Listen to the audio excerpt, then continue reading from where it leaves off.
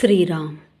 साधक हो, सध्या आपण श्री ब्रह्मचैतन्य गोंदवलेकर महाराज यांचे थोर शिष्य परमपूज्य श्री तात्यासाहेब केतकर यांच्या मुखातून श्री महाराजांचा वाणीरूप आविष्कार कसा होत असे याविषयी माहिती घेणार आहोत.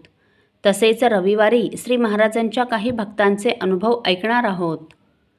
वाणीरूप श्री महाराज या पुस्तकाचे संकलक तीर्थस्वरूप वा रा अंतरकर सांगतात.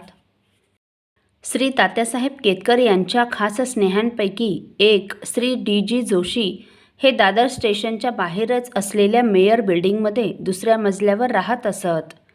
ते कायमचे 36 ते 38 वर्षे दम्याचे रोगी होते. एकदा मी त्यांच्याकडे गेलो असता त्यांना दम्याबद्दल विचारले असता ते म्हणाले, एकदा दमा सुरू झाला म्हणजे 8-8 दिवस पलंगावरून खाली उतरता येत नाही. कधी कधी इतका त्रास होतो की असे वाटते की गॅलरीतून खाली उडी टाकून सर्व संपवून टाकावे. त्यानंतर एकदा ते मालाडला गेले असता दुपारच्या वेळेस श्री महाराजांजवळ बोलत होते. त्यावेळी दमा चालू होता. त्या संबंधात श्री महाराज त्यांना म्हणाले, एखाद्या वेळेस असे वाटेल की वरून खाली उडी टाकून सर्व संपवून टाकावे, परंतु रामाची इच्छा तशी नसेल तर हातपाय मात्र मोडतील, मरण काही येणार नाही. तेव्हा श्री जोशीबुवा म्हणाले, पण महाराज कधी कधी असह्य होते. तेव्हा श्री महाराज म्हणाले, प्रारब्धाचा भोग भोगावाच लागतो, तो चुकत नाही. परंतु देहाचा विसर पडला तर भोग चालू असूनही त्रास जाणवणार नाही. नामात स्वतःला विसरला तर ते शक्य होते. त्यावेळी दमा चालू होता. तेव्हा श्री महाराजांनी त्यांना नामस्मरण चालू करण्यास सांगितले. त्याप्रमाणे त्यांनी केले व काही क्षणातच त्यांच्या देहाचे देहभान गेले. 20-25 मिनिटांनंतर ते देहभानावर आले. तेव्हा त्रास होत होता का असे श्री महाराजांनी विचारले. तेव्हा ते म्हणाले, ते मला माहीत नाही, परंतु आता मात्र आहे, तेव्हा तो होत असला पाहिजे. तेव्हा श्री महाराज म्हणाले, नामस्मरणाने काय होते ते कळले ना, हे तुम्ही स्वतः कमावले पाहिजे. नंतर एकदा प्राध्यापक बेलसरे श्री महाराजांजवळ बोलत असता त्यांना म्हणाले, सौ ताईंची म्हणजेच श्री तात्यासाहेबांच्या पत्नीची इच्छा आपण श्री तात्यासाहेबांच्या अगोदर जावे. त्यावर श्री महाराज म्हणाले, हा आग्रह कशा करता? चांगले म्हातारे व्हावे, काठी टेकीत टेकीत राम राम म्हणत सर्व देखरेख ठेवावी व राम ठेवील तितके दिवस आनंदाने राहावे, म्हणजे त्या अगोदर जाणार नाहीत हे सुचविले. श्री तात्यासाहेब एप्रिल 1967 मध्ये गेले व श्रीमती ताई पुढील वर्षी म्हणजेच 1968 डिसेंबरमध्ये गेल्या. असो, सन 1963-64चा सुमार होता. श्री विठ्ठलराव भट त्यावेळी भिवपुरी येथे नोकरीला होते.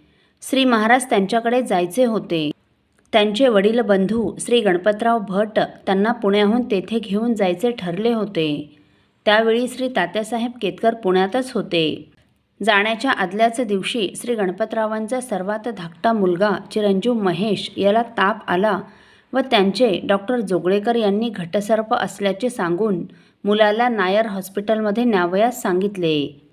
याचा अर्थ श्री गणपतरावांना भिवपुरीला जाणे शक्यच नव्हते. तेव्हा त्यांनी ही गोष्ट श्री महाराजांच्या कानावर घातली.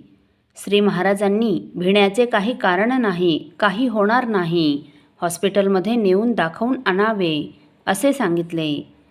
त्याप्रमाणे तेथे गेल्यावर तेथील डॉक्टरांनी घटसर्प वगैरे काही नाही, नुसता ताप आहे, तो औषध दिल्यावर जाईल असे सांगितले व मुलाला घरी घेऊन जाण्यास सांगितले. त्याप्रमाणे घरी आणल्यावर डॉक्टर जोगळेकरांना हे सर्व सांगितले. तेव्हा त्यांना अत्यंत आश्चर्य वाटले व ते म्हणाले, गेल्या 30 वर्षात माझे निदान चुकलेले नाही. येथे काहीतरी अतिमानवी शक्तीने काम केले आहे, यात शंका नाही. असो, साधक हो, तीर्थस्वरूप रामकृष्ण दामले हे लिव्हर सिरोसिसने आजारी होते. एक दिवस ते अचानक बेशुद्ध पडले. हे कसे घडले हे जाणून घेण्यासाठी श्री महाराजांना बोलवण्यात आले. श्री महाराज बोलू लागल्यावर त्यांनी रामकृष्णा रामकृष्णा बघ मी आलोय वगैरे हाका मारण्याचा प्रयत्न करून पाहिला, परंतु काहीच प्रतिसाद मिळाला नाही. त्याच वेळी श्री महाराज घरातील लोकांशी बोलताना म्हणाले, आता हे पुन्हा असेच होणार आहे. यावेळी मी केले आहे, परंतु पुन्हा मी असे करावे असे कोणी म्हणू नये, असे म्हणाले. श्री महाराज असे का म्हणाले हे आपण पुढील भागात बघणार आहोत. श्रीराम समर्थ. आपल्यातील कोणा श्रींच्या भक्तांना श्रींचे काही अनुभव आले असतील तर कृपया आपण मला ते 9422843253 या व्हॉट्सअप नंबरवर कळवावेत अशी नम्र विनंती. श्रीराम समर्थ.